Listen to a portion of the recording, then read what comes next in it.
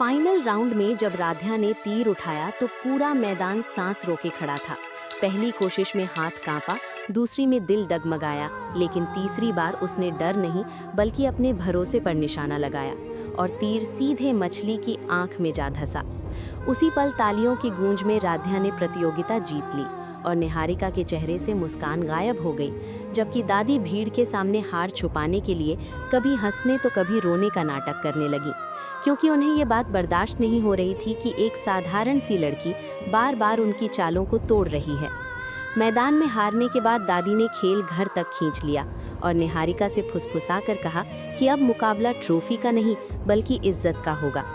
अगली सुबह पूरे घर में हड़कंप मच गया जब दादी ने जमीन पर बैठकर चीखना शुरू किया कि घर की मर्यादा लुट गई है और कांपती उंगली से राध्या पर इल्जाम लगा दिया। निहारिका ने भी नकली आंसुओं के साथ देर रात की फोन कॉल का बहाना बना दिया, जिससे घर में शक की हवा फैल गई। राध्या कुछ समझ पाती उससे पहले उसका सम्मान सवालों में खड़ा कर दिया गया। तभी चुप्पी तोड़ते हुए प्रथम ने बिना सबूत आरोप लगाने पर सवाल उठाया और उसी क्षण दरवाजे पर खड़ी रजनी जी ने शांत लेकिन सख्त आवाज में कहा कि अगर सबूत चाहिए तो वो सच सामने लाएंगी।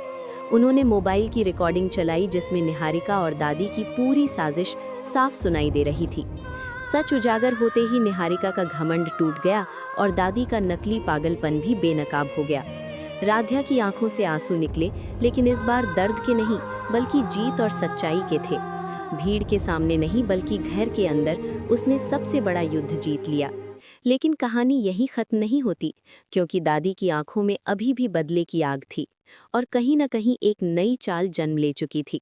तो अगर आपको राध्या की ये लड़ाई पसंद आ रही है तो वीडियो को अभी लाइक कीजिए, चैनल को सब्सक्राइब कीजिए और कमेंट में बताइए कि आगे दादी की अगली चाल क्या हो सकती है।